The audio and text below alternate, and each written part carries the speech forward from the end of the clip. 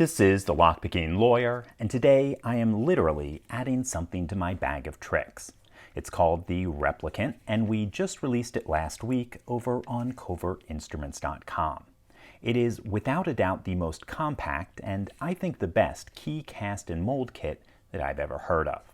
What's in my hand is everything you need to cast a replica key, only having access to the original for a few seconds. It works on most major types of keys. Here we have a pin tumbler key. This is a dimple key. And finally, a disc detainer key.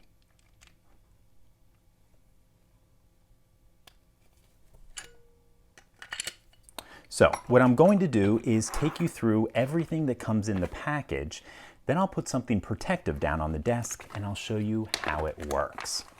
We'll start with a package of Sculpey 3 polymer clay. Colors will vary. Then we have 10 Woods metal ingots. Each one is perfectly sized to cast one key. Here we have the kit body that contains everything. It acts as a casting stand, and it's also a mold compressor. Here we have the mold clamshell, which includes storage for 3 of our Woods metal casting ingots. We have the multi-use roller, which will flatten out the clay once it's inside of the clamshell. There's instructions on how to do that over on covertinstruments.com. You can also open it up and it acts as storage for your release agent. We'll talk about that in just a moment. Finally, this acts as the handle for the multi-purpose casting spoon, which goes right into there so you don't burn your fingers while you're heating the metal up. Now, I should note one thing. Notice there's a lot of threads here, and I wanted to explain that.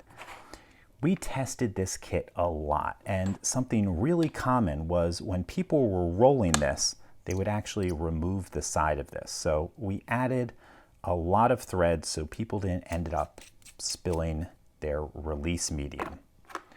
Here we have the spoon. This is also a multi-use device. It of course acts for melting the metal, but it also has a finely serrated edge, and that's for cleaning up any imperfections in your cast key. I also use it for cutting the Sculpey up. And the last thing in here is our retention band. Let me show you how this looks pre-staged, and I will first note that there are 2 things that you'll need to get started. We couldn't include a lighter because of shipping restrictions, but it's designed to hold a Bic Mini. It's one of the cheapest and most common lighters in the world. You also need a bit of release agent. I use baby powder, but I've tried so many things ranging from talc to cornstarch, potato starch, flour, antifungal foot powder, makeup powder. They all worked fine, but I like baby powder. It's cheap, it's easy, and it works well. Here we have the kit pre-staged.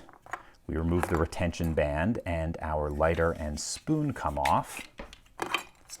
Here I have my roller, and if we open this up, you'll see a little bit of baby powder inside of there.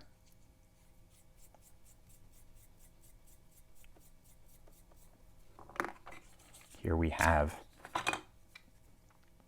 our clamshell, and you'll see we have our 3 ingots there. And I've also rolled flat the polymer clay. Now, the most common way people messed up when we were testing this is they didn't roll the clay out flat. You'll need to roll it out, I don't know, 6 times, 10 times. Close to flat is not good enough. Mostly flat, almost flat. No, it has to be flat. If it's not flat, you will not get a good result. So I'm going to put something protective down on my desk, and then I'm going to show you how all of this works. Okay, we have a piece of metal down on the desk, and we are going to cast a copy of the dimple key to this sliding bolt padlock. Let's open everything up and get our clamshell out. This is already pre-staged with the Sculpey in place. If you need to know how to do that, I suggest watching the instructional video. It's in the product listing over at covertinstruments.com. I think we have enough release agent still in here, so let's go ahead and put the key in. That should be good. Let's go ahead and close it up.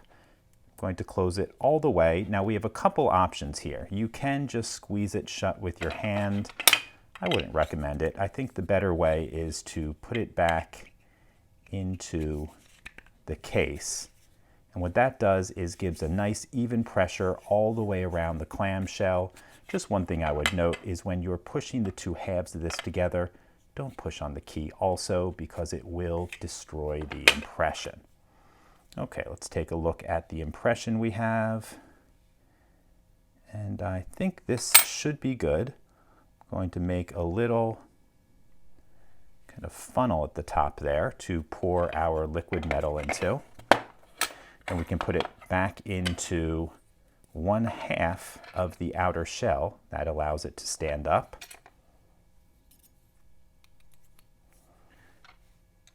Take one of our ingots and let's go ahead and heat this up. It takes roughly 30 seconds, though I've never really timed it before. You'll see it melting fairly quickly.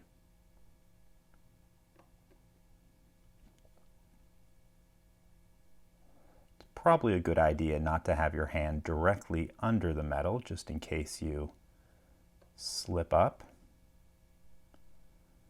Once it looks like the metal is completely molten, I recommend giving another 5 or 10 seconds just to make sure.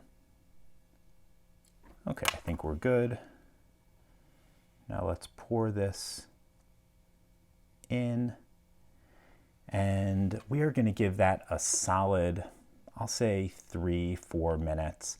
If you take it out early, you will get a very weak key. That's important. If you need to err on one side or the other, taking it out early or late, give it extra time to cool. So we're going to do that right now, and I'll start the video again in just a moment. Okay, it's been a few minutes. Let's see how our key turned out.